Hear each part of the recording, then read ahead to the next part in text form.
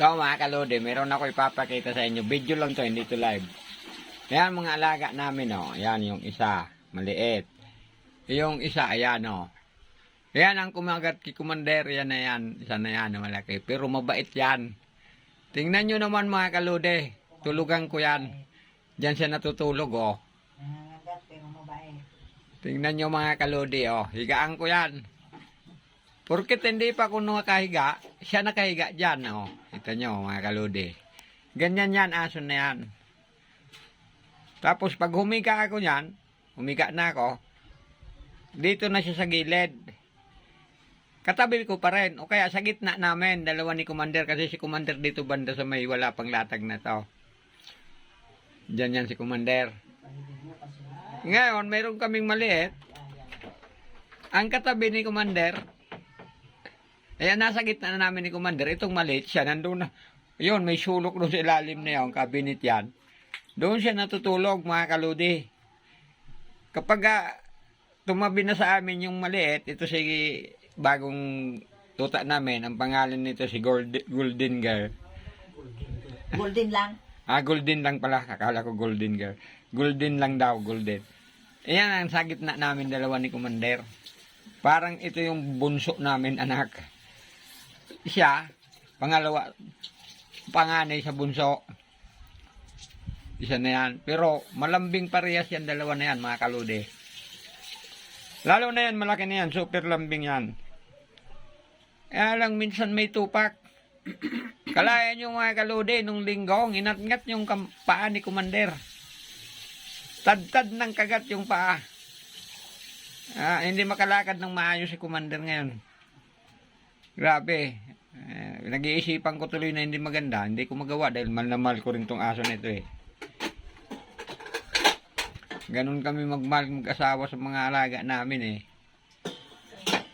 Kahit na kinakagat na siya, ayaw niya pa rin i-dispatch siya. Pamimigay ko sana o kaya isusurrender ko sa dog pound. Ayaw niya eh. Kaya sabi ko, sige, tiyaga na lang natin. Ipamigay, yung papatayin. Ayan o, kita niyo mga kalode o. Ayan o, sarap na ng tulog o. Ayaw kong patayin. Kala mo, akala niya wala siyang ginawang kasalanan o. Pero hindi niya naman talaga alam yung ginawa niya kung ano yun. Ayan mga kalode o. Itong isa talagang mabait ito. Kukuhan ko ito. Matuturuan namin ito ng maayos. Yun, naturuan naman namin. Okay naman yan eh. Saka itong isa nito, hindi ito lalaki ng gusto. Kasi ang lahi daw nito, hotdog. Umahaba lang siya. Nanahaba na oh. Dinala ko yun dito. Hindi ganun kahaba. Ngayon, nanahaba na oh. Mahaba pero maliit.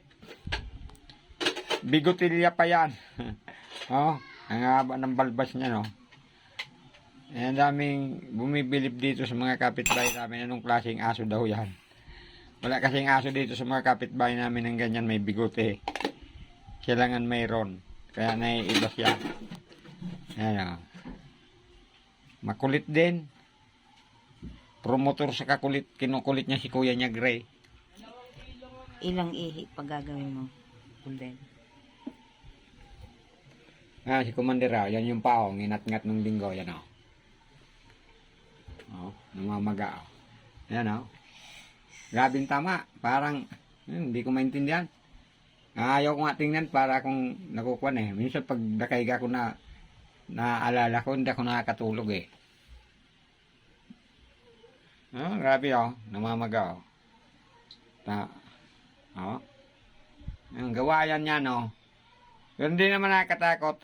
Hindi naman siguro wala naman rabies kasi may inject na yan sa anti-rabies. Hindi naman natakot. Kaya lang medyo malalim yung kagat na nababahala ako eh. Hindi naman katakot pero ang masakit. Hindi nga siya makalakad ng maayos oh. Masakit Gray, di ba? Nangangipin yan eh. Huwag mo sasagi-sagiin na yan ha. Kasi ikaw lang naman kinakagat niyan. Kami hindi. Gray? Babe na ha, babe ha. Kala ko magiging actor ka, hindi eh. nagiging kontrabida ka pala eh. Hindi ka pala bida, kontrabida eh. Kala ko, kayo ang magpapalaki ng channel ko, kayong dalawa ni Golden eh. Pero lalaki pa rin. Dahil sa inyong dalawa, kasi okay kayong dalawa. Eto paano, may pinapakita ka naman ng magandang kwan eh. Asal. Yan mga kaludi, yan ang alaga kong aso. Nagdadalawang taon na yan. Ang birthday niyan, January ano? Birthday niya? 8? January 8. January 8 birthday niyan. Itong isa hindi alam. Itong isa hindi pa namin alam kung kailan birthday nito eh. Kailan ba ka ba pinanganak? Kailan birthday mo? Itatanong ko pa ito doon sa nagbigay sa akin kung anong... Kailan birthday mo, bebe? Kung kailan to naging tuta, naging naso. Baby Golden, Yan o. kailan ka pinanganak? Bait Kailangan yan. malaman yung... Bait yan mga kaludi. Kahit ganyan lang yan. Mga alaga kong aso. Kung tingnan nyo. Mga askal na askal. Pero mababait. Mabait talaga kung sa mabait na nagalit lang ito kasi ang kwento ganito. Itong malaki nito, si Gray, nung linggo, siguro linalaro ni Mrs. ng paa niya, yung paa niya, paa rin ng aso, kasi siya sabihan niya na putulan ng kuko. Siguro linalaro ng paa niya. Ay nung nagsalita siya na putulan ng kuko, nagalit. Bigla siyang nginat-ngat. Yung ngat-ngat sa kanya, hindi lang kagat na bastang yung birong kagat. Talagang ibinaon niya talaga yung ngipin niya. Kalain yung halos lahat ng ngipin niya, ibinaon sa paa ni Commander. Kaya, daming dugo niya nung linggo eh. Medyo na-alert nga ako kasi hindi pa ako nakakakita ng ganung karaming dugo na nawala eh. Na tumagas eh. Dami, siguro mga kaludi, kung ito papakita ko sa inyo itong tasan, itong hawak kong kwan, baso. Halos siguro puno dito yung dugo na lumabas kay Commander. Dalawang bag na yun. Kaya ako na-alert ako nung linggo na yun, nagagalit na ako, ayaw pa kumilos, nadadalhin sa ospital. Ayan no, anong araw na ngayon, Miyerkules. Namamaga yung paa niya.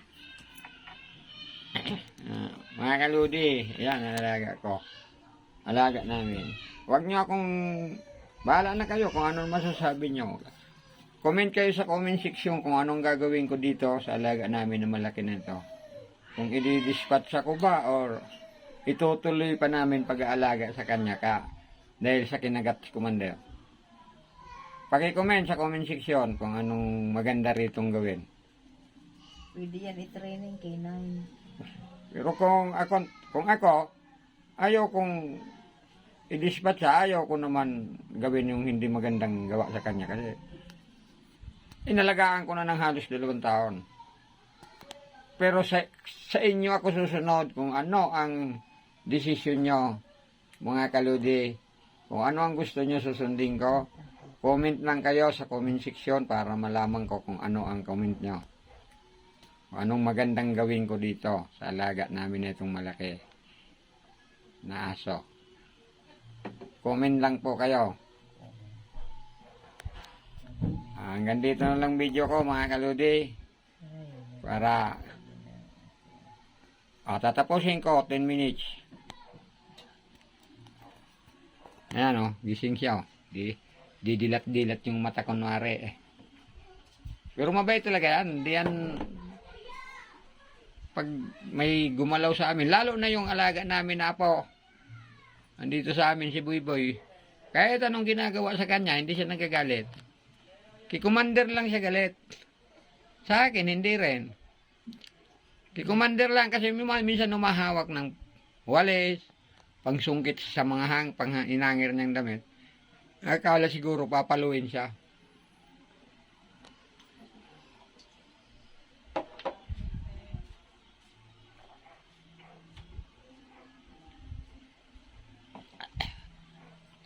Kaya siya nagagalit.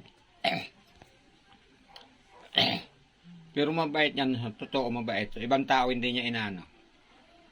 Labas pa at pasok ng tao rito sa bahay na inuupahan namin. Wala siyang kinuhan dyan. Pinirwisyo. Mapagtanggol pa nga yan sa mga bata eh. Yung mga bata pag umiiyak na nakikita niya pinapalo ng nanay or ano, sino. Galit siya dun sa malaking matanda. Yung bata pinagtatanggol niya, ayaw niya. Na sinasaktan. Kaya bilib ako dito sa aso nito. Hanggang dito na lang mga kalodi video ko. Binidyo ko lang to para hindi kasi ako makapag-live ng mahaba, sa video na lang gagawin ko. Maraming salamat. At magandang gabi sa inyong lahat. Mga follower ko, sana lagi kayong ligtas at walang anuman maging anomalya sa buhay. Maraming salamat.